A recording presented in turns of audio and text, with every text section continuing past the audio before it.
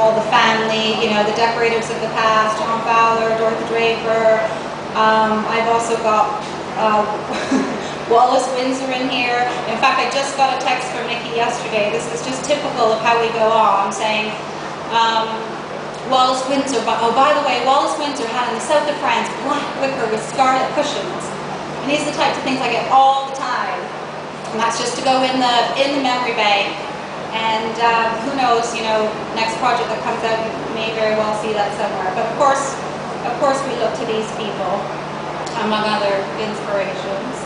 And this particular house was for a music producer, a bachelor. You know, all he's going to do in this house is entertain, so it was a great brief. Sorry.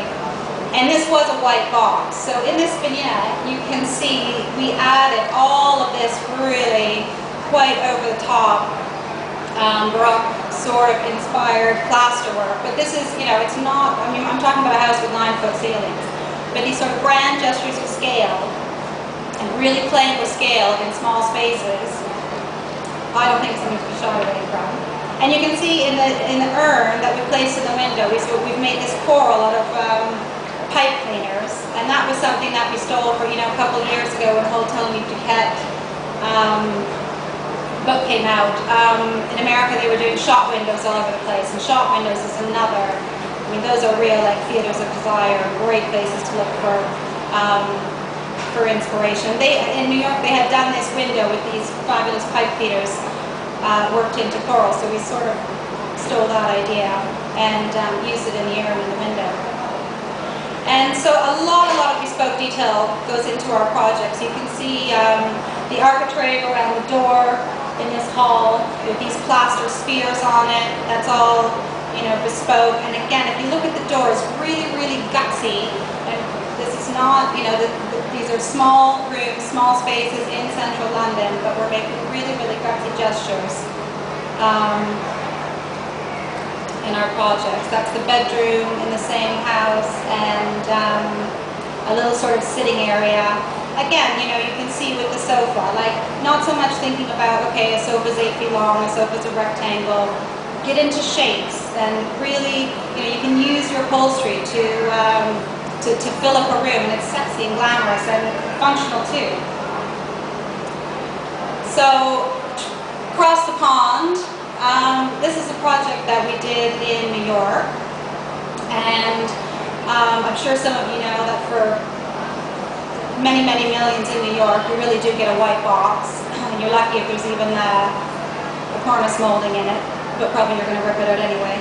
So the white box in the sky in this particular project is overlooking Central Park, and you can see at the top right, that's really what we were handed. It was Kelly Reeves' house. I don't know if there's any Americans who know who she is, but couldn't be more banal. So, you know, going back to the saying about designers saying, oh, well, you know, the house really speaks to me and that sort of thing. I had a funny quote from a blogger, actually, that I read last week, and she said, I keep hearing that the house should tell you how to decorate. I say phooey. I live in a house built in 1968 in what I would call waxy with a soup and a brace, but the house inside me wants more, so I'm giving into my inner house. Proportions may be anything, but they need not be limiting, at least not to me. I thought that was very well put. And that's exactly what we were handed here. Really boring, white box, 9-foot ceilings, really nothing particular to work with. But of course, that can be a saving grace as well, because we were able to add the sort of pulled back architecture to the house. And this isn't a house that the clients live in on a regular basis, so it's a bit liberating when there's not all the necessarily functional day-to-day aspects to deal with. But we added a lot of antique mirror, we added a lot of paneling into the space, bleached woods, and the client wanted a really contemporary project, but she wanted it cozy. So I think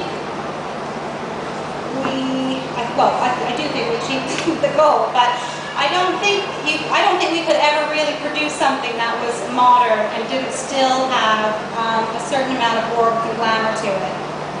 So On the top left is what we were given. That was a divided living and dining room. And we actually took down the wall that divided the two rooms because they were just really banal rooms. And we were stuck with this giant column off to one side of what became a double room. So as you can see on the top right, again, we're adding shapes. And although this is going to be a more contemporary space, so we're not necessarily going into, you know, really ornate furniture and things like that, we added interest into the architecture. We created all these curvilinear soffits to the ceilings in plaster, which also helped us to hide all the air conditioning vents.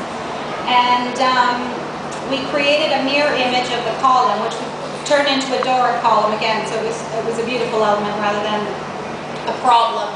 And the second one that we added, which is the one that you see in the top right-hand picture, we were able to make into a bar, which is always handy. And we worked with, you know, pale woods and mica. We sort of silver gilvered a shimmer onto the oak paneling. Again, so you have this effect at different times of the day. That's just really, really glamorous.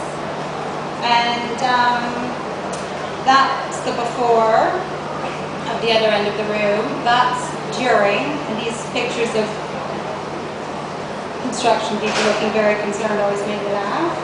And you can see, I hope, all these sinewy serpentine lines that we've added to the ceiling, so that, again, we're bringing architecture into the space. And that's the after. A lot of the furniture is bespoke, but, you know, again, it's also finds, things that we just find all over the world, all over the place. The picture on the left here was one thing that the client really was not sure about, because again, the brief is, I want a really, really contemporary space.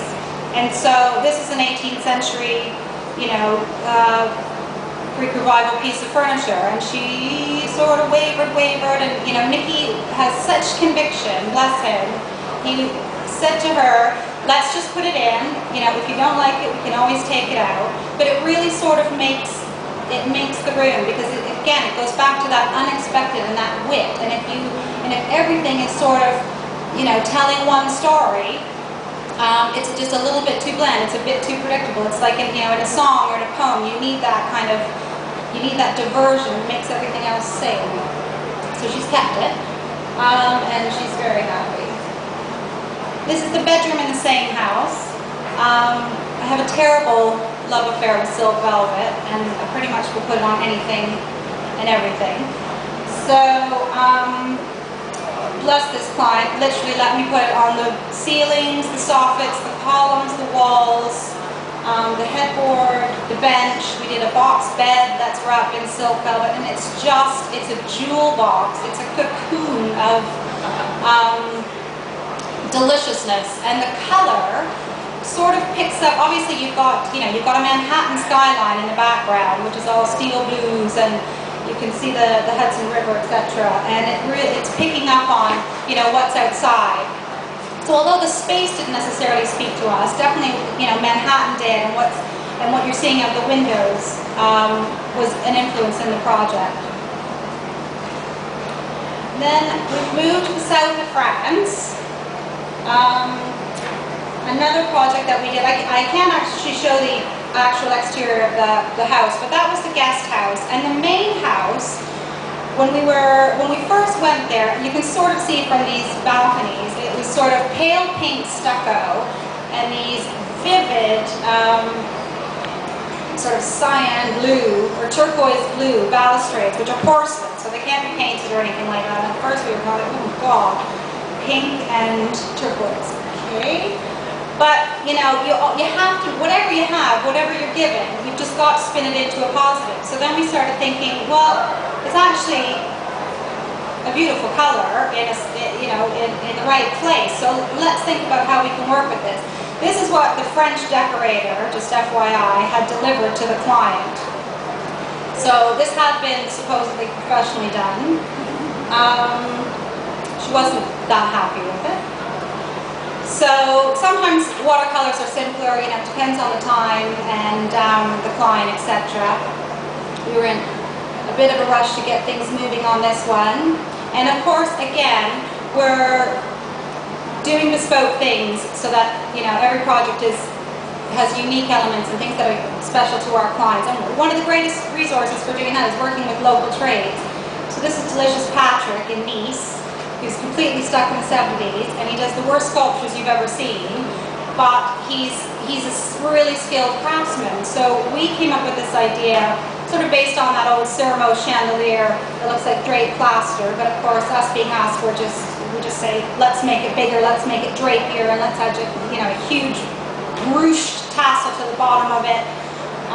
And brilliant Patrick managed to make it for us, and my heart was stopped the whole time he was hanging it because I didn't sure it was going to fall. But that's the end result. And so as you can see, it's quite a strange palette for South of France. It's not what most people would think of, these sort of oily greens and bronzes. But we brought in, as you can see, this sort of turquoise, what we now call Villa Carine blue. And we painted the ceiling in a couple small areas of the house, and we brought it in some cushions and some accents. And now we're so crazy about it, we've done it in other projects as well. So it's you know, working with accidents and unexpecteds, turning it to your advantage.